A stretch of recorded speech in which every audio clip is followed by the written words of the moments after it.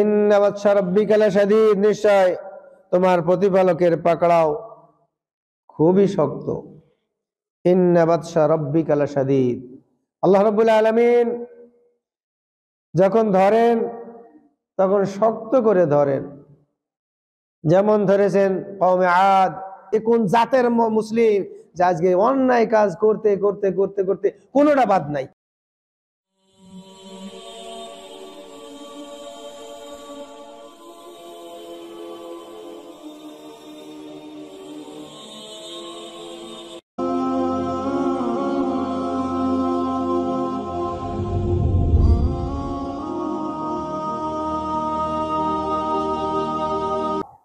আজকের জুমায় আমি আপনাদের সামনে ধারাবাহিকভাবে কয়েকটা আয়াত তেলাওয়াত করেছি এবং বুখারী এবং মুসলিমের একটি হাদিস তেলাওয়াত করেছি। এর উপরে ভিত্তি করে আজকে আমি আপনাদের সামনে যে বিষয় আলোচনা করব সেটা হলো আল্লাহ ও তার আযাবের ভয় এবং তার ভয় করার গুরুত্বটা কতটুকু। আল্লাহ রাব্বুল আলামিন সূরা বাকারার 40 নম্বর আয়াতে বলছেন, ওয়া ইয়্যায়া ফারহাবুন, তোমরা আমাকেই ভয় করো। ফাইয়্যায়া ফারহাবুন, আমাকে ভয় করো না, আমাকেই ভয় করো। আল্লাহ রাব্বুল আলামিন এখানে গুরুত্ব সহকারে তার ভয়ের দিকে আমাদেরকে আদেশ করেছেন, ওয়া ইয়্যায়া ফারহাবুন, তোমরা আমাকেই ভয় করো। তাহলে ভয় করতে হবে কার? আল্লাহ রাব্বুল আলামিনের। এই আল্লাহ রাব্বুল আলামিনকেই ভয় করতে হবে। আর এই ভয় যদি আমার অন্তরে থাকে তাহলে গুনাহের কাজ থেকে আমার বেঁচে থাকা সম্ভব। মায়ের ভয়, বাবার ভয়, এলাকার মানুষের ভয়, তারপর প্রশাসনের ভয়, এটা ক্ষণস্থায়ী। মা 24 ঘন্টা আমার সঙ্গে থাকে না, বাবা থাকে না, প্রশাসন থাকে না, আমি থাকি এবং আল্লাহর হুকুম আহকাম, আল্লাহর ক্ষমতা, আল্লাহর মেহেরবানি, আল্লাহর রহমত সদা সর্বদা আপনার আমার সঙ্গে। যে কারণে আল্লাহ রাব্বুল আলামিন এখানে বলছেন, ওয়া ইয়্যায়া ফারহাবুন, আমাকেই ভয় করো। তাহলে সূরাতুল বাকারার এই 40 নম্বর আয়াতের এই টুকরা থেকে আমরা বুঝতে পারলাম যে ভয় করতে হবে শুধুমাত্র আল্লাহ রাব্বুল আলামিনকেই। যে ব্যক্তি সদা সর্বদা আল্লাহ রাব্বুল আলামিনকে ভয় করে তার দ্বারাই শুধু সম্ভব অন্যায় কাজ থেকে বেঁচে থাকা, তাছাড়া সম্ভব নয়। আমি যদি এলাকার মানুষের ভয় করি তো এলাকার মানুষ সব সময় থাকে না, তাহলে যখন থাকে না তখন আমি অন্যায় কাজ করতেও বাধা প্রাপ্ত হব না। কিন্তু যদি আল্লাহর ভয় থাকে, যার অন্তরে আল্লাহর ভয় আছে, শুধুমাত্র সেই ব্যক্তি অন্যায় কাজ থেকে দূরে থাকতে পারে এবং এটাই সম্ভব। সূরাতুল বুরুজে আল্লাহ রাব্বুল আলামিন বলেছেন, ইন্না বাতশা রাব্বিকা লাশাদীদ, ইন্না বাতশা রাব্বিকা লাশাদীদ, নিশ্চয় তোমার প্রতিপালকের পাকড়াও খুবই শক্ত। ইন্না বাতশা রাব্বিকা লাশাদীদ। আল্লাহ রাব্বুল আলামিন যখন ধরেন তখন শক্ত করে ধরেন, যেমন ধরেছেন কওমে আদ, কওমে সামুদ, ফিরআউন, হামান, এই সমস্ত বড় বড় কাফের যারা দুনিয়াতে ছিল, যারা নিজেদেরকে প্রভুত্ব কায়েম করার জন্য দুনিয়ার বুকে অনেক প্রচেষ্টা চালিয়েছে, কিন্তু সবগুলো মাটির সঙ্গে মিশে গেছে। ইন্না বাতশা রাব্বিকা লাশাদীদ। আল্লাহ রাব্বুল আলামিন তাদেরকে ধরেছে, এমন ধরা ধরেছে যে তাদেরকে আর ছেড়ে দেন নাই, তারা মুক্তি পায় নাই। যে ইতিহাস আপনার আমার সামনে, ফিরআউনের মৃত্যু কিভাবে হয়েছে, আবু জাহালের মৃত্যু কেমন ভাবে হয়েছে, এটি ইতিহাস করলে আমরা দেখতে পাই যে সমস্ত কাফের বেঈমানদের কি অবস্থা ঘটেছে। আল্লাহ রাব্বুল আলামিন তাই সতর্কবাণী হিসাবে সূরাতুল বুরুজে বলে দিয়েছেন, ইন্না বাতশা রাব্বিকা লাশাদীদ, নিশ্চয় তোমার প্রতিপালকের পাকড়াও বড়ই শক্ত, অনেক শক্ত এবং কঠিন। সূরাতু আল ইমরানের 28 নম্বর আয়াত আল্লাহ বলছেন, ওয়া ইউহাযযিরুকুমুল্লাহু নাফসাহ, আল্লাহ তার নিজের সম্বন্ধে আল্লাহ তার নিজের সম্পর্কে তোমাদেরকে সাবধান করছেন। তাহলে সাবধান হতে হবে আমাদেরকে, যাতে করে আমরা অন্যায় এবং অত্যাচার, জুলুম এই সমস্ত কাজের সঙ্গে জড়িত না হই। ইউহাযযিরুকুমুল্লাহু নাফসা, আল্লাহ বলছেন আল্লাহ তার নিজের সম্বন্ধে তোমাদেরকে সাবধান করে দিচ্ছেন। খবরদার, তোমরা হুঁশিয়ার হয়ে যাও, তোমরা সাবধান হয়ে যাও, আমি আল্লাহকে ভয় করো। আমার আল্লাহ, যে আল্লাহ রাব্বুল আলামিন সদা সর্বদা আমাকে দেখছেন এবং আমার চলা ফেরা, ওঠা বসা সব কিছু অবলোকন করতেছেন, এই জন্যে আমাদের সদা সর্বদা আল্লাহ এবং তার হুকুমকে মান্য করা একান্ত প্রয়োজন। সূরাতুল হজ আল্লাহ রাব্বুল আলামিন বলেছেন, আউযু বিল্লাহি মিনাশ শাইতানির রাজিম, ইয়া আইয়ুহান নাস, হে মানুষেরা, ইত্তাকু রাব্বাকুম, তোমরা তোমাদের প্রভুকে ভয় করো। ইন্না জালজালাতাস সাআতি শাইউন আযীম, হে মানব মণ্ডলী, তোমরা ভয় করো তোমার প্রতিপালকের। ভয় করতে হবে। এখানে আল্লাহ রাব্বুল আলামিন বলে দিয়েছেন যে তোমরা তোমাদের প্রতিপালকের ভয় করো।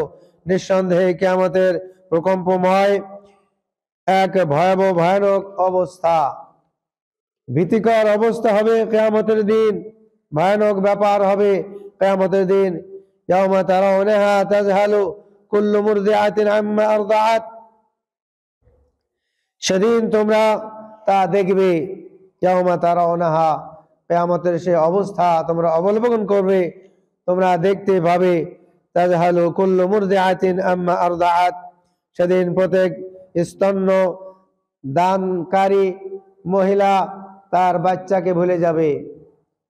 যে মহিলা তার বাচ্চাকে দুধ পান করায়, সেই মহিলা তার বাচ্চাকে ভুলে যাবে।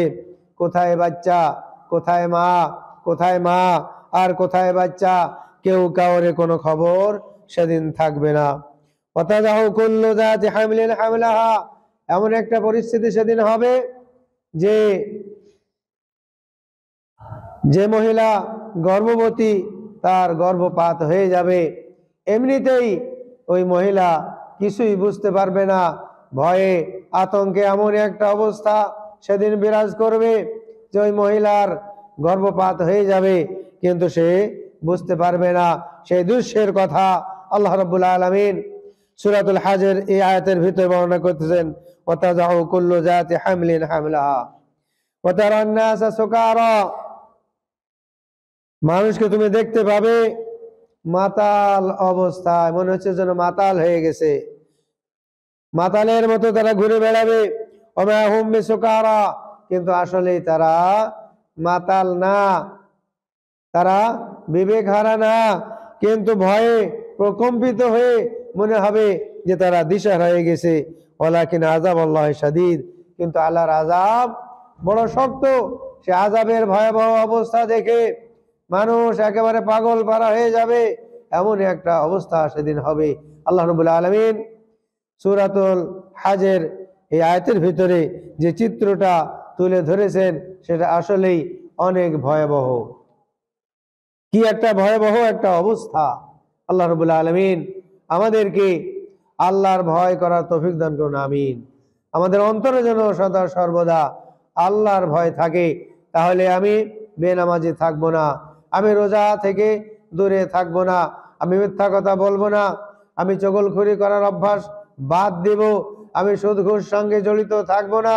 আর আল্লাহর ভয় যদি আপনার আমার অন্তরে না থাকে, তাহলে দেখা যাবে যে আমরা অন্যায় এবং অত্যাচার থেকে দূরে সরে থাকতে পারবো না। আল্লাহ রাব্বুল আলামিন আমাদেরকে মুমিন হিসাবে কবুল করুন, আমিন। বুখারী এবং মুসলিমের একটি হাদিস আমি আপনাদের সামনে তেলাওয়াত করেছিলাম, তার তরজমা হলো আন ইবনে মাসউদ রাদিয়াল্লাহু তাআলা আনহু, আব্দুল্লাহ বিন মাসউদ রাদিয়াল্লাহু তাআলা আনহু থেকে বর্ণিত, তিনি বলেন, হাদাসানা রাসূলুল্লাহ সাল্লাল্লাহু আলাইহি ওয়াসাল্লাম, আল্লাহ রাসূল বর্ণনা করতেছেন, ওয়া হুয়া সাদিকুল মাসদুক, তিনি সত্যবাদী, মুহাম্মদুর রাসূলুল্লাহ তিনি সত্যবাদী। আল মাসদুক, তার কথা সত্য বলে প্রমাণ হয় বা আমরা মান্য করি, তার কথা সত্য বলে মান্য করা হয়। ইন্না আহাদাকুম ইউজমাউ খালকুহু ফি বাতনি উম্মিহি 40 ইয়াওমান নুতফাতান। এখানে বলছেন তোমাদের একজন ইউজমাউ খালকুহু, সৃষ্টির উপাদানকে জমা করা হয়, সৃষ্টির উপাদান জমা করা হয়। আল্লাহ রাব্বুল আলামিন মানুষকে কিভাবে সৃষ্টি করেছেন তার ছোট্ট একটা ইতিহাস বর্ণনা করতেছেন, যে মানুষকে আল্লাহ রাব্বুল আলামিন কিভাবে সৃষ্টি করছেন। ইন্না আহাদাকুম ইউজমাউ খালকুহু ফি বাতনি উম্মিহি 40 ইয়াওমান নুতফাতান। তোমাদের একজনের সৃষ্টির উপাদান যা দিয়ে আল্লাহ রাব্বুল আলামিন মানুষকে সৃষ্টি করেন, এটা জমা করা হয় ফি বাতনি উম্মিহি, তার মায়ের পেটের ভিতরে 40 ইয়াওমান 40 দিন, নুতফাতান এখানে বলেছে বীর্য হিসাবে। মা এবং বাবার সমন্বয়ে যে সন্তান তৈরি হয়, আল্লাহ রাব্বুল আলামিন এখানে সেই চিত্রটা বর্ণনা করতেছেন মুহাম্মদুর রাসূলুল্লাহ সাল্লাল্লাহু আলাইহি ওয়াসাল্লামের জবানে। 40 দিন পর্যন্ত বীর্য হিসাবে মায়ের পেটের ভিতরে অবস্থান করে। সুম্মা ইয়াকুনু আলাকাতান মিসলা যালিক, এরপরে জমাট রক্ত হিসাবে সেখানে সেই বীর্যটা জমাট রক্তে পরিণত হয় এবং 40 দিন পর্যন্ত ওই অবস্থায় মায়ের পেটের ভিতরে থাকে। সুম্মা ইয়াকুনু মুদগাতান মিসলা যালিক, এরপরে গোশতের টুকরা হয় এবং সেই গোশতের টুকরাটি 40 দিন পর্যন্ত মায়ের পেটের ভিতরে অবস্থান করে। তাহলে 120 দিন পর্যন্ত সেখানে অবস্থান করার পর সুম্মা ইউরসালুল মালাক, এরপরে একটা ফেরেশতা সেখানে প্রেরণ করা হয়। সুম্মা ইউরসালুল মালাক, একজন ফেরেশতা সেখানে আল্লাহ রাব্বুল আলামিন পাঠান। ফায়ানফুখু ফীহি রূহ, এবং তার ভিতরে রূহ ফুঁক দেওয়া হয়, রূহ দান করা হয়, তার আত্মা দান করা হয়। ওয়া ইউমারু বিআরবা'i কালিমাত, এবং তাকে 4টি কথা লেখার আদেশ করা হয়। যে সন্তান দুনিয়ার বুকে আসবে তার 4টি কথা সেখানে লেখা হয়। বিকাতবি রিজকিহি, তার রিজিক সম্পর্কে। তাহলে এখনো দুনিয়াতে আসে নাই, আপনি এখনো দুনিয়াতে আসেন নাই, আমি আসি নাই, তারপরও মায়ের পেটে থাকাকালীন আপনার রিজিক লেখা হয়ে গেছে। ওয়াজালিহি, এবং তার মৃত্যু সম্পর্কে, কবে সে মৃত্যুবরণ করবে এটা মায়ের পেটের ভিতরে থাকা অবস্থায় তার মৃত্যুর সংবাদ সেখানে লেখা হয়ে গেছে। ওয়ামালিহি, এবং তার কার্যকলাপ সম্পর্কে এটা লিপিবদ্ধ করা হয়েছে। ওয়া শাকিয়ুন আও সাঈদুন, সে নেককার হবে না বদকার হবে, মায়ের পেটের ভিতরে থাকাকালীন এটা লেখা হয়ে গেছে। ওয়াল্লাযী লা ইলাহা গায়রুহু, সে আল্লাহর কসম যে আল্লাহ ছাড়া কোনো ইলাহ নাই। ইন্না আহাদাকুম লা ইয়ামালু বিআমালি আহলিল জান্নাহ হাত্তা ইয়াকুনা বাইনাহু ওয়া বাইনাহা ইল্লা যিরা। অনেক একটা গভীর চিন্তার ব্যাপার যে কথাটা এখানে আল্লাহ রসুল বর্ণনা করেছেন। ইন্না আহাদাকুম, নিশ্চয় তোমাদের এক ব্যক্তি, লা ইয়ামালু বিআমালি আহলিল জান্নাহ, জান্নাতের কাজ করতেই থাকে, জান্নাতের কাজ করতেই থাকে। জান্নাতের কাজ সালাত, সে সালাত পড়ে। জান্নাতের কাজ সিয়াম, সে সিয়াম রাখে। যত ভালো ভালো কাজ আছে সে করতেই থাকে। এখানে এই জন্য আল্লাহ রাসূল বলছেন লা ইয়ামালু বিআমালি আহলিল জান্নাহ, সে জান্নাতের কাজ করতেই থাকে। হাত্তা, এমনকি জান্নাতের কাজ করতে করতে করতে করতে এত দূর পৌঁছে যায়, মা ইয়াকুনু বাইনাহু ওয়া বাইনাহা ইল্লা যিরা, তার এবং জান্নাতের ভিতরে ব্যবধান থাকে মাত্র 1 হাতের।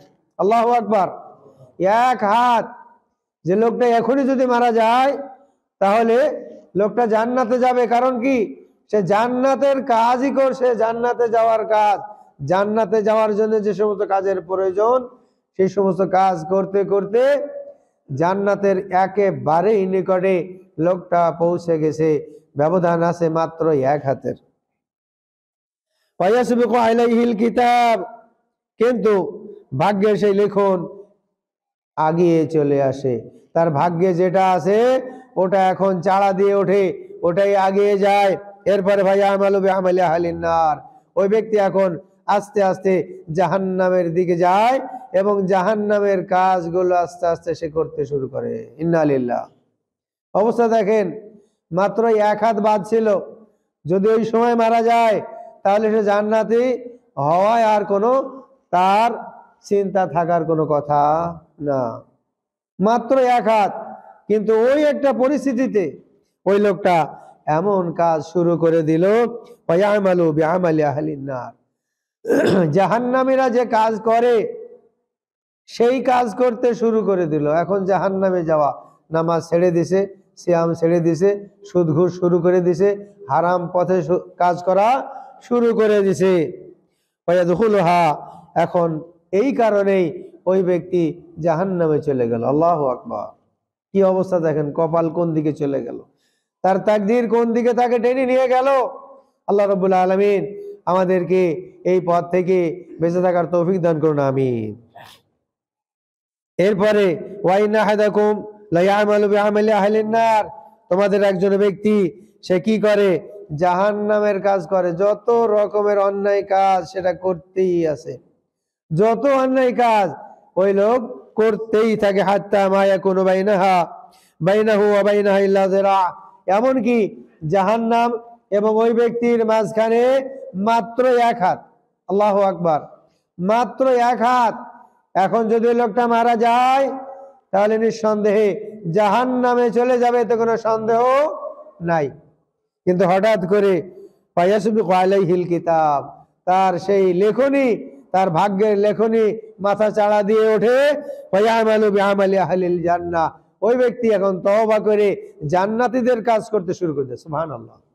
দেখেন অবস্থা, কি অবস্থা দেখেন, জাহান্নামী ব্যক্তি এখন জান্নাতি হয়ে যাচ্ছে। ফায়ামালু বিআমালি আহলিল জান্নাহ ফায়াদখুলুহা, এখন কি হলো, ওই ব্যক্তি জান্নাতে চলে গেল। সুবহানাল্লাহি বিহামদিহি। এজন্য ভাইরা আমার, আমরা যারা সালাত পড়ি অনেক চিন্তা রাখতে হবে আমাদের, যে কি জানি মরার আগ দিয়ে কি আমার এই সালাত থাকবে, আমি কি এই সালাত নিয়ে মরতে পারবো, আমি আমার এই আকীদা নিয়ে কি মরতে পারবো। আল্লাহ রাসূল বলেছেন ইন্নামাল আমালু বিল খাওয়াতিম, যার শেষ ভালো তার সব ভালো। এজন্য দেখেন, একজন ব্যক্তি ভালো কাজ করতে করতে শেষ পর্যায়ে খারাপ কাজ করলো এবং জাহান্নামে চলে গেল। ইন্না লিল্লাহ। আবার একজন খারাপ মানুষ খারাপ কাজ করতে করতে করতে জাহান্নামে, এবং তার মধ্যে ব্যবধান মাত্র 1 হাতের, এরকম সময় সে এমন সুন্দর সুন্দর কাজ শুরু করে দিল, আল্লাহ খুশি হয়ে তাকে জান্নাতে দিলেন। সুবহানাল্লাহ বিহামদিহি। এজন্য আমাদের যারা আমরা আল্লাহর পথে থাকার চেষ্টা করি, সালাত পড়ি, আমাদের খুশি হলে হবে না, আমাদের সব সময় চিন্তা থাকবে, আল্লাহর কাছে দোয়া করতে হবে, আল্লাহ এই সালাত যেন মৃত্যু পর্যন্ত থাকে। কি বলতে হবে, আল্লাহ আমি যেন সালাত নিয়েই মরতে পারি, আমি সেই আকীদার উপরে যেন আমার মৃত্যু হয়। আল্লাহ আমি যে ভালোভাবে চলছি, এই ভালোভাবে যেন আমি মৃত্যুর আগ পর্যন্ত চলতে পারি। আল্লাহ আমি ঈমান আনয়ন করেছি, আল্লাহ আমি তোমাকে বিশ্বাস করি, মুহাম্মদুর রাসূলুল্লাহ সাল্লাল্লাহু আলাইহি সাল্লামের উপরে আমি ঈমান নিয়ে এসেছি, কোরআনকে বিশ্বাস করি, ইসলামকে বিশ্বাস করি, আর রাসূলের আদর্শ অনুযায়ী আমি আমার জীবন পরিচালনা করার চেষ্টা করছি। আল্লাহ তুমি আমার এই আমল তুমি কবুল করো, আমি যেন মৃত্যু পর্যন্ত এই আমলের উপরে থাকতে পারি। আল্লাহু আকবার। দুইজনের চিত্র আল্লাহ রাসূল এখানে বুখারী এবং মুসলিমের হাদিস, বুখারীর হাদিস 3208, তারপরে 3332, 6514, মুসলিমের 2643 নম্বর হাদিস, বুখারী এবং মুসলিমের হাদিস। এখানে সন্দেহের কোনো অবকাশ নাই, দুইজন ব্যক্তির চিত্র আল্লাহ রাসূল এখানে বর্ণনা করেছেন, যেটা আমি আপনাদের সামনে বর্ণনা করলাম। এজন্য সব সময় আপনার আমার চিন্তা থাকতে হবে যে আমি যেভাবে চলাফেরা করতেছি, যে ভালো পথে চলছি, আমি নামাজ পড়ার চেষ্টা করতেছি দৈনিক 5 বার, হে আল্লাহ আমার এই সালাত নিয়ে যেন আমি তোমার কাছে হাজির হতে পারি। আল্লাহ এই সালাত পড়তে পড়তে যেন আমি কবরে যেতে পারি, এটা আল্লাহর কাছে সবসময় আমাদের কামনা এবং বাসনা রাখতেই হবে। তা না হলে শুধু খুশি হলেই হবে না, নামাজ তো পড়তেছি না, কখন যে আমার পা পিছলে যাবে আর আমি যে কোন দিকে চলে যাব তার কোনো হিসাব থাকবে না। এজন্য সব সময় আল্লাহর কাছে বলতে হবে, আল্লাহ দিনের উপরে কায়েম রেখো, আল্লাহ দিনের উপরে কায়েম রেখো, আল্লাহ সালাতের উপরে কায়েম এবং দায়েম রেখো, আল্লাহ সিয়ামের উপরে কায়েম এবং দায়েম রেখো, আল্লাহ যে আমি সত্য পথে চলার চেষ্টা করতেছি, আল্লাহ আমার মরা পর্যন্ত তুমি এই পথে আমাকে রেখো। আল্লাহ রাব্বুল আলামিনের কাছে কামনা এবং বাসনা আমাদের রাখতে হবে। আল্লাহ রাব্বুল আলামিন আমাদের সহি বুঝ দান করুন, আমিন। আরেকটি হাদিস, ওয়ানহু قال قال رسول الله صلى الله عليه وسلم يؤتى بجهنم يومئذ لها 7,000 زمام ثم مع كل زمام 70,000 ملك يجرونها رواه মুসলিম। পূর্বে যে হাদিস বর্ণনা করা হয়েছে সেই হাদিসের রাবি আব্দুল্লাহ বিন মাসউদ এখানে বর্ণনা করতেছেন। তিনি বলেন, রাসূলুল্লাহ সাল্লাল্লাহু আলাইহি সাল্লাম বলেছেন, ইউতা বি জাহান্নামা ইয়াউমাইযিন, যেদিন জাহান্নামকে নিয়ে আসা হবে, যেদিন জাহান্নামকে নিয়ে আসা হবে, লাহা 70,000 জিমামিন, ওই জাহান্নামে বাঁধা হবে 70,000 লাগাম। কয় হাজার? 70,000 লাগাম রশি সেখানে বাঁধা হবে। মা কুল্লি জিমামিন 70,000 মালাকিন, এবং এই 70,000 রশি বা 70,000 লাগাম, এই 70,000 লাগামের প্রতিটা রশিতে, প্রতিটা লাগামের সঙ্গে ফেরেশতা থাকবে আরো 70,000 করে। আল্লাহু আকবার! ফেরেশতার সংখ্যা কত! জাহান্নামকে টেনে হেসড়ে নিয়ে আসা হবে, ইয়াজুরুনাহা, তারা টানতে থাকবে, টানতে থাকবে। এখানে কি বলা হলো? জাহান্নামকে নিয়ে আসা হবে, এই জাহান্নামে 70,000 লাগাম বাঁধা হবে, এই প্রতিটা লাগামের সঙ্গে থাকবেন 70,000 করে ফেরেশতা। আল্লাহু আকবার! এই 70,000 লাগামের সঙ্গে প্রতিটা লাগামে 70,000 করে ফেরেশতা থাকবে এবং টানতে থাকবে, ইয়াজুরুনাহা, এগুলো টানতে থাকবে, টানতে থাকবে, টেনে নিয়ে আসা হবে। মুসলিম শরীফের হাদিস।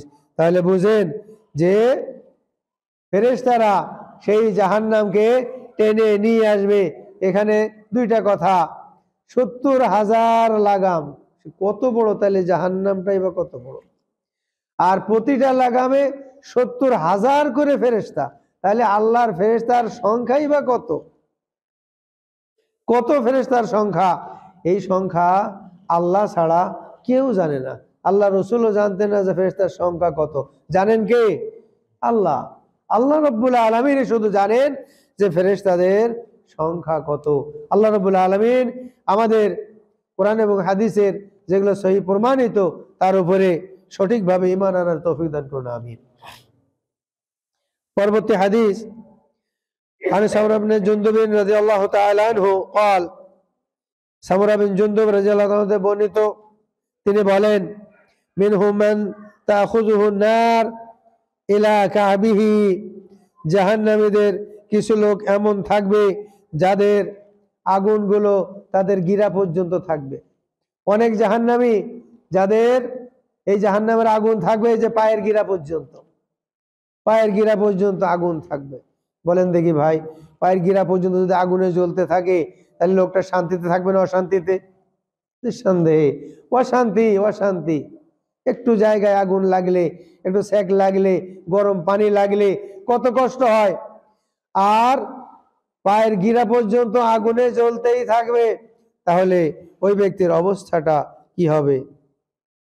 অমিনহুম মান তাখুযুহু ইলা রুকবাতাইহি, অনেক মানুষ থাকবে যাদের জাহান্নামের আগুন হাঁটু পর্যন্ত জ্বলতে থাকবে। আল্লাহ রাব্বুল আলামিন আমাদেরকে ক্ষমা করুন, আমিন। সহ্য করার কোনো উপায় সেদিন থাকবে না, তারপরও সহ্য করতেই হবে, কিছু করার নাই। পায়ের গিরা পর্যন্ত আগুনে জ্বলছে। আবার কিছু মানুষ যাদের পায়ের এই যে হাঁটু পর্যন্ত আগুনে জ্বলতে থাকবে, হাঁটু পর্যন্ত আগুনে জ্বলতে থাকবে। বলেন কি অবস্থা! জাহান্নামের ভয় আমাদের অন্তরে নাই। এটা ইতিহাসের মতো, ইতিহাসের পৃষ্ঠা যেরকম পড়ি ওরকম আমরা পড়ি। আমাদের অনুভূতি এবং আমাদের চিন্তা চেতনা এ ব্যাপারে অনেক কম। এক শ্রেণীর লোক যাদের জাহান্নামের আগুনে জ্বলবে তাদের গিরা পর্যন্ত, আর এক শ্রেণীর লোক যাদের জাহান্নামের আগুনে জ্বলতে থাকবে হাঁটু পর্যন্ত, আর এক শ্রেণীর লোক যাদের জাহান্নামের আগুনে জ্বলবে তাদের কোমর পর্যন্ত তাদের জাহান্নামের আগুনে জ্বলতেই থাকবে। এই যে চিত্রটা, এই যে অবস্থা, অমিনহুম মান তাখুযুহু ইলা তুরকুয়াতিহি, এখানে বলছেন আর কিছু মানুষ থাকবে যাদের জাহান্নামের আগুন জ্বলতে থাকবে একেবারে এই যে কণ্ঠনালী পর্যন্ত। আল্লাহু আকবার! কি অবস্থা, কি অবস্থা হবে সেদিন! এই যে হাদিস আল্লাহ রাসূল বলেছেন, মুসলিম শরীফের হাদিস, এই হাদিসের ব্যাপারে আমাদের কাউরে কোনো সন্দেহ আছে ভাই? কি আছে নাকি? কোনো সন্দেহ আছে? রসুলের হাদিস চার কথা বলা হয়েছে, চার শ্রেণীর মানুষের কথা। একজনের কথা বলা হয়েছে পায়ের গিরা পর্যন্ত, আর এক শ্রেণীর হাঁটু পর্যন্ত, আর এক শ্রেণীর মানুষ হবে যাদেরকে কোমর পর্যন্ত, আবার একেবারে কণ্ঠনালীর পর্যন্ত জাহান্নামের আগুনে জ্বলতে থাকবে। আল্লাহ রাব্বুল আলামিন আমাদেরকে জাহান্নামের আগুন থেকে রেহাই দেন, আমিন। আল্লাহ রাব্বুল আলামিন আমাদের জাহান্নামের খাতা থেকে নাম মুছে দেন, জোরে কান আমিন। এর পরবর্তী হাদিস আল্লাহ রাসূল বলেছেন, আন ইবনে উমর রাদিয়াল্লাহু তাআলা আনহুমা আন্না রাসূলুল্লাহ সাল্লাল্লাহু আলাইহি ওয়াসাল্লাম قال يقوم الناس لرب العالمين। আব্দুল্লাহ বিন উমর রাদিয়াল্লাহু তাআলা আনহু হতে বর্ণিত, নিশ্চয় রাসূলুল্লাহ সাল্লাল্লাহু আলাইহি ওয়াসাল্লাম বলেছেন, কিয়ামতের দিন মানুষ আল্লাহ রাব্বুল আলামিনের সামনে সমবেত হবে। ইয়াকুমুন নাসু লিরাব্বিল আলামিন, সমবেত হবে আল্লাহ রাব্বুল আলামিনের সামনে, বিচার করবেন আল্লাহ। সে আল্লাহ রাব্বুল আলামিনের সামনে তারা কি করবে? উপস্থিত হবে। হাত্তা ইয়াগিবু আহাদুহুম, এমন কি মানুষের ঘাম ঝরতেই থাকবে, মানুষের ঘাম ঝরতে এমন হয়ে যাবে যেন অনেক মানুষের একেবারে কান পর্যন্ত, এই কান পর্যন্ত তাদের ঘামের ভিতরে তারা ডুবে থাকবে, নিমজ্জিত হয়ে থাকবে। আল্লাহ রাব্বুল আলামিন আমাদেরকে ক্ষমা করুন, আমিন। এরপরের হাদিস, عن أبي هريرة رضي الله تعالى عنه أن رسول الله صلى الله عليه وسلم قال يعرق الناس يوم القيامة حتى يذهب عرقه في الأرض 70 ذراعا। কঠিন দৃশ্য এবং কঠিন খবর। আবু হুরায়রা রাদিয়াল্লাহু তাআলা বর্ণিত, নিশ্চয় রাসূলুল্লাহ সাল্লাল্লাহু আলাইহি ওয়াসাল্লাম বলেছেন, ইয়ারিকুন নাস ইয়াউমাল কিয়ামাহ, মানুষ প্রচন্ড ঘামের ভিতরে থাকবে, কিয়ামতের দিন ঘামতেই থাকবে। এত গরম, গরমে ঘাম ঝরতেই থাকবে। হাত্তা ইয়াযহাবা আরাকুহু ফিল আরদি 70 যিরাআন, এমন কি আল্লাহ রাসূল বলছেন যে জমিনের 70 হাত নিচে পর্যন্ত ঘাম চলে যাবে। আল্লাহু আকবার! এত ঘাম, কত মানুষের ঘাম ঝরবে! আল্লাহ রাসূল বলছেন যে 70 হাত নিচে পর্যন্ত ঘাম চলে যাবে। 70 হাত জমিনের নিচে পর্যন্ত ঘাম চলে যাবে। মেপে দেন যে 70 হাত কোথায়, তাহলে কত ঘামের প্রয়োজন এই 70 হাত নিচে পর্যন্ত এই ঘাম পৌঁছাইতে। আল্লাহু আকবার! ওই চিত্র ওখানে না যাওয়া পর্যন্ত বোঝার কোনো উপায় নাই যে আসলে চিত্রটা কি হবে। মালিক ইয়াউমিদ্দিন, বিচার দিনের মালিক, বিচারের সামনে, বিচারকের সামনে হাজির করা হবে। আল্লাহ রাসূল বলছেন মানুষ সেখানে সবাই আল্লাহর সামনে হাজির হবে। হিসাব নেবেন কে ভাই? আল্লাহ। আল্লাহ নিজেই হিসাব নেবেন, ফেরেশতারা নেবেন না, নবী রাসূলরা নেবেন না, কোনো গাইড নাই আল্লাহর। আল্লাহ নিজেই নেবেন, নিজেই আল্লাহ রাব্বুল আলামিন কি করবেন? হিসাব নেবেন, বিচার নিজেই নেবেন। এখানে বলা হচ্ছে যে মানুষের ঘাম এত ব্যাপকভাবে ঝরতে থাকবে যে মাটির নিচে 70 হাত পর্যন্ত এই মাটি কি হবে, ভিজে যাবে, 70 হাত পর্যন্ত ঘাম পৌঁছে যাবে। আল্লাহু আকবার। আর এরপরে কি বলা হয়েছে, যে মানুষের মুখ পর্যন্ত ঘামে একেবারে সে হাবুডুবু খাইতে থাকবে। হাদিস কিন্তু বুখারী মুসলিমের হাদিস। কোথায় কোথায় পাওয়া যাবে? বুখারী এবং মুসলিমের ভিতরে পাওয়া যাবে। এই চিত্রটা আল্লাহ রসুল এখানে বর্ণনা করেছেন। আগেই বলা হয়েছে সাবধান হয়ে যাও, কিয়ামতের যে ভয়াবহ অবস্থা, কঠিন পরিণতি এবং কঠিন অবস্থা হবে। আমার ভাষা নাই যে আপনাদেরকে আমি বোঝাবো যে কিয়ামতের মাঠের অবস্থাটা কি হবে। শুধুমাত্র মুহাম্মদ রাসূলুল্লাহ সাল্লাল্লাহু আলাইহি ওয়াসাল্লাম যে কথাগুলো বর্ণনা করেছেন, শুধুমাত্র আমি আপনাদের সামনে তার তর্জমাটা করে দিলাম। এখন বুঝে নেবেন আপনি যে আসলে সেই চিত্রটা কেমন হবে না হবে। এটা তখনই বোঝা যাবে যার কপালে এগুলো ঘটে যাবে। ঘামতে থাকবে এমন 70 হাত পর্যন্ত ঘাম চলে যাবে। আল্লাহু আকবার। আর কি হবে? মানুষ হাবুডুবু খাইতে থাকবে এই ঘামে। এত জোরালো ঘাম, ব্যাপক হারে ঘামবে, যে ঘাম কি করবে, সে হাবুডুবু খাইতে থাকবে, মুখ পর্যন্ত তার ঘাম পৌঁছে যাবে। আল্লাহ রাব্বুল আলামিন আমাদেরকে তৌফিক দান করুন, যাতে করে আমরা জাহান্নামের আগুন থেকে বাঁচতে পারি। আল্লাহ তৌফিক তুমি কবুল করো, আমিন।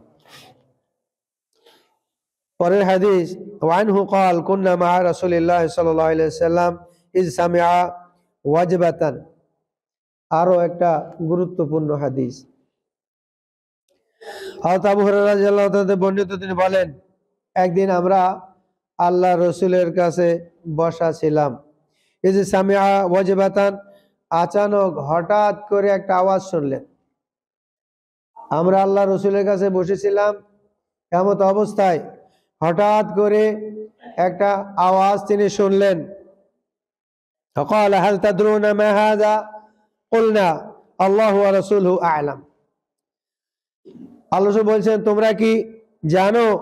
হাল তাদরুন মা হাযা, এটা কি? কুলনা আল্লাহু ওয়া রাসূলুহু আ'লাম। আমরা বললাম যে আল্লাহ এবং আল্লাহর রাসূলই ভালো জানেন। ক্বাল, আল্লাহ রাসূল বললেন, হাযা হাজার রুমিয়া বিহি ফিন্নার, এটা একটি পাথর, এটা একটা পাথর যেটা নিক্ষেপ করা হয়েছিল জাহান্নামের ভিতরে, সেই জাহান্নামের ভিতরে নিক্ষেপ করা হয়েছিল।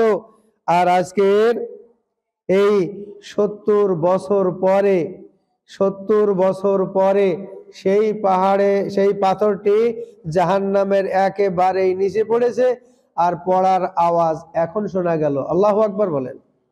আল্লাহ, ইন্না লিল্লাহ। জাহান্নামের ভিতরে পাথর নিক্ষেপ করা হয়েছিল 70 বছর আগে। 70 বছর ধরে সেই পাথরটা জাহান্নামের নিচে পড়তে পড়তে পড়তে এখন পড়লো, যে আওয়াজটা এখন শোনা গেল। আল্লাহু আকবার। এই হাদিসটা মুসলিমে। হাদিসের ব্যাপারে কোনো সন্দেহ আছে নাকি ভাই? মুসলিম থাকা যাবে না।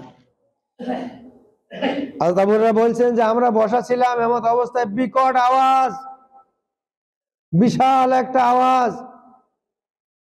আল্লাহ রসুলকে জিজ্ঞাসা করা হলো, তিনি বললেন যে এটা একটি পাথর, যে পাথরটি আল্লাহ রাব্বুল আলামিন 70 বছর আগে জাহান্নামের মধ্যে নিক্ষেপ করেছিলেন। তাহলে এই পাথরটা পড়তে কতদিন লাগলো? 70 বছর। আল্লাহু আকবার। তাহলে জাহান্নামের গভীরতা কত, এটা আমি কিভাবে বুঝাবো? আল্লাহ রসুল বলেছেন, আমি আপনাদের সামনে অনুবাদ করলাম, এটা বোঝানোর ক্ষমতা নাই আমার, যে জাহান্নামের গভীরতা কত, কত গভীর। 70 বছর আগে একটা পাথর নিক্ষেপ করা হয়েছিল, আর সে পাথরটা পড়তে সময় লাগছে কতদিন? 70 বছর। আল্লাহু আকবার। 70 বছর। আপনাদের আমাদের যদি এই চিন্তা থাকতো যে কি হবে জাহান্নামে, কি হবে কবরে, কি হবে, কি হবে, কি হবে, এই প্রশ্ন যদি আপনার আমার অন্তরে থাকতো, তাহলে ভাইরা আমার, আমরা কিন্তু বেদিন হয়ে থাকতাম না। এখনো আমরা অনেকে আছি যারা সালাত এখনো ঠিক মতন 5 ওয়াক্ত পড়ি না, তো তাদের সঙ্গে আর কবরের আর হাসরের আর জাহান্নামের আর এই সমস্ত আলোচনা কি লাভ? গরু ছাগলের সামনে যেরকম কোরআন হাদিস শোনানো, আমরা যারা দিন দুনিয়া মানি না, যারা কোরআন হাদিসের সঙ্গে আমাদের সম্পর্ক নাই, তাদের সঙ্গে ওই রকমই সাপের সামনে বিন বাজানোর মতন, আর তো কোনো কাম বাম নাই। আল্লাহ রাসূলের সহিহ হাদিস 70 বছর আগে এই পাথরটা নিক্ষেপ করা হয়েছিল, আর এখন এই পাথরটা নিচে পড়েছে, তার আওয়াজে আমরা শুনলাম। আল্লাহু আকবার। 70 বছর ধরে পাথরটা নিচে পড়ছে, আর 70 বছর পরে পড়ার পরে সেই আওয়াজটা এখন এত উপরে উঠলো। আল্লাহু আকবার। কিভাবে বুঝাবো আমি এই চিত্রটা? বোঝানোর তো আমার কোনো ভাষা নাই, বোঝানোর কোনো তরিকাও নাই। রসুল যেভাবে বলেছেন আমিও সেইভাবে বললাম। 70 বছর আগে পাথরটা নিক্ষেপ করা হয়েছিল, এখন পড়লো। তো 70 বছর পরে সে পাথরটা কত দূরে চলে গেছে, আর সেই 70 বছর দূর সেখান থেকে পড়ার আওয়াজ আবার ব্যাক করে এত উপরে উঠে আসলো, কিভাবে এটা সম্ভব? কিভাবে? আল্লাহু আকবার। কিভাবে সম্ভব? চিত্রটা কি তাহলে? সেই হাদিস আল্লাহ রসুল নিজেই বর্ণনা করলেন, এর মধ্যে কোনো শকশবা সন্দেহ কিছুই নাই। এজন্য ভাইরা আমার, আমাদের সবাইকে আগিয়ে আসতে হবে, বেদিন হয়ে থাকলে হবে না। অনেকে আমরা এখনো আছি যে 5 ওয়াক্ত সালাত পড়ি না। আল্লাহু আকবার। কি দিয়ে বুঝাবেন? কি দিয়ে বুঝাবেন আপনি এখনো যে মুসলমানের ঘরে জন্ম গ্রহণ করেছে? এটা ঠিক, তার বাপ মা সুন্দর সুন্দর আকিকা করে সুন্দর সুন্দর নাম রেখে দিয়েছে, সেই নামে ডাকে, মুসলমানের ঘরে জন্ম। কিন্তু দৈনিক 5 বার যে আল্লাহর হুকুম পালন করার জন্য তাকে মসজিদে আসতে হবে, এই আকিদা, এই অনুভূতি, এই চিন্তা চেতনা তার এখনো জাগ্রত হয় নাই। কি ওয়াজ হবে? কি ওয়াজ করবেন? দূর দূর থেকে নামি দামি শায়েখদেরকে আনিয়ে ওয়াজ নসিহত করা হয়, হালাকা করা হয়, সম্মেলন করা হয়, অনেক কিছু, কিন্তু আপনার আমার তো চরিত্রের মধ্যে কোনো পরিবর্তন নাই। কি ফায়দা? উপকারটাই বা কি? উপকার কিছু হলো ফায়দা, আশেপাশে যারা জিলাপির দোকান দেয় ওদের কিছু ফায়দা হয়ে গেল, যারা আলেম ওলামা আসলেন তাদের পকেটে টাকা পয়সা চলে গেলে এটা হলো। আপনি আমি যেখানেই ছিলাম ওখানেই আছি, যেখানেই ছিলাম আপনার আমার চরিত্র যেরকম ছিল ওরকমই, ধ্যান ধারণা যা ছিল সেরকমই আছে, কোন রকমের রদবদল আপনি আমি হতে পারি নাই। কি ফায়দা? কি উপকার? কি হলো? এটাই এখন লৌকিকতা হয়ে গেছে। এখন কি হয়ে গেল? এ সমাজ আবার আগিয়ে আনার তরিকাইটা বা কি? কিভাবে সম্ভব? আপনাকে আমাকেই আগিয়ে আসতে হবে। আপনি আমি যতদিন পর্যন্ত আগিয়ে না আসবো, ভাইরা আমার, কোনো ফায়দা হবে না, হবে না, হবে না।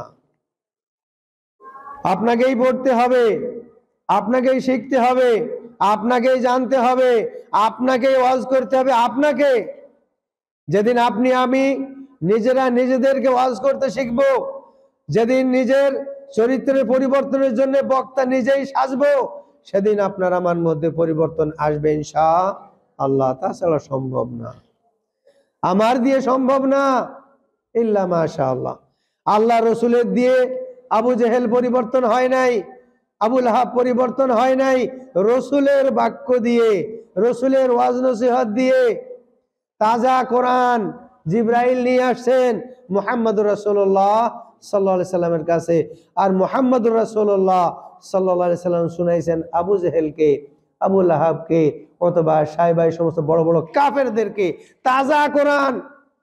আর এখন এই 1400 বছর পরে আপনার আমার কাছে যে কোরআন আমরা পড়ি বা আমরা যেটা শুনাই, সে তো ঠান্ডা হয়ে গেছে মনে হয়। সেই সময়ের কথা, আল্লাহ রসুলের কথা তারা মানে নাই, উল্টা আরো রিয়াকশন করেছে। কারণ কি? ওরা যে জাহান্নামে যাবে, আমরা কি জাহান্নামে যাইতে চাই ভাই? দেখেন না অবস্থা।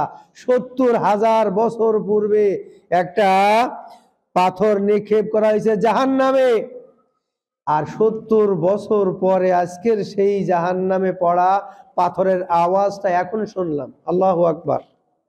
জাহান্নাম আছে না নাই? জাহান্নাম মানুষের জন্যই তৈরি হয়েছে। আপনার আমার কপাল যদি আসলেই খারাপ হয়ে থাকে তাহলে যাওয়া লাগতেও পারে। আল্লাহ রাব্বুল আলামিন ক্ষমা করুন, আমিন। আমরা কি জাহান্নামে যাওয়ার জন্য প্রস্তুত আছি ভাই? যদি প্রস্তুত না থাকি তাহলে সালাতের সঙ্গে আমাদের সম্পর্ক নাই কেন? আমরা কি সবাই 5 ওয়াক্ত সালাত পড়ি? অনেকে পড়ি না। তাহলে আমি সালাতে যেহেতু গাফেল, আর আউয়ালু মা ইউহাসাবু বিল আবদু ইয়াউমাল কিয়ামা সালাহ, কিয়ামতের দিন হিসাব হবে সালাতের সর্বপ্রথম। বেটা সালাত আছে কিনা বল। যদি না থাকে তাহলে ফয়সালা, রায় আল্লাহ কোন দিকে দিয়ে দিবেন সেটা তখনই বোঝা যাবে যে আল্লাহর রায় কোন দিকে চলে যাবে। এজন্য সবচেয়ে ভালো মানুষ ওই যে ব্যক্তি দৈনিক আল্লাহকে আল্লাহর হুকুম মনে করে দৈনিক 5 বার সালাত আদায় করে। ভালো মানুষ। আল্লাহ রাসূল বলছে, ইয়া রাসূলুল্লাহ, সে সালাত পড়ে আবার এই কাম করে, সে সালাত পড়ে এই যে অন্যায় কাজ করে, এই করে ওই করে। আল্লাহ রাসূল বলছেন খুব তাড়াতাড়ি এই সালাত তাকে অন্যায় কাজ থেকে বিরত রাখবে ইনশাআল্লাহ। আল্লাহু আকবার। দেখেন, তাহলে সে লোকটা সালাত পড়ে আবার অন্যায় কাজ করে, ঠিক আছে, হইতে পারে, কিন্তু আল্লাহ রাব্বুল আলামিন এই সালাতের দ্বারা হয়তো তাকে ক্ষমা করেও দিতে পারেন। আর আপনার পৃষ্ঠা তো একদম সাদা, এই যে একদম সাদা পৃষ্ঠা, সাদা পৃষ্ঠার মতো আপনি আমি অন্যায় কাজ করছি তো করেই যাচ্ছি, মনে করছি নেকির কাজ, কিন্তু এই কাজ করে আপনাকে আমাকে আল্লাহকে রাজি করার কোনো উপায় নাই। অন্যায় কাজ করে আবার সেটা অনেক পাওয়ার নিয়ে করে। এই গত 2 দিনের আগের একটা ঘটনা, না বললেও নয়, মানুষ কোথায় চলে গেছি আমরা। আমি পাশে আসি, একজনে বিড়ি টানতেছে, আমি বললাম ভাই একটু সাইডে যান। উনি বলছেন গন্ধ লাগে না, তারপরও মানুষ এমনি একটা কথা কয়। আজ দুনিয়াতে সবচাইতে ভালো একটা জিনিস আছে, সেটা হলো সিগারেট। এর মধ্যে কোনো ফরমালিন নাই। যেরকম নাউজুবিল্লাহ। কত বড় আহমকের বেটা, আহমক হলে এই সমস্ত উক্তি সে বর্ণনা করতে পারে, দ্বিধা নাই তার। যে সবচাইতে খাঁটি আজকের বাংলাদেশে একটা জিনিস আছে, সেটা হলো সিগারেট। নাউজুবিল্লাহ। তার মানে এতে ফরমালিন নাই। আপনি আপেল খাবেন, বেদানা খাবেন, ডালিম খাবেন, তারপরে যত রকমের ফল ফলাদি আছে, এছাড়াও আরো কত কিছু, তার মধ্যে ফরমালিন ঢুকাইছে। ইল্লা আত-তাদাখুন, সিগারেটের মধ্যে কি?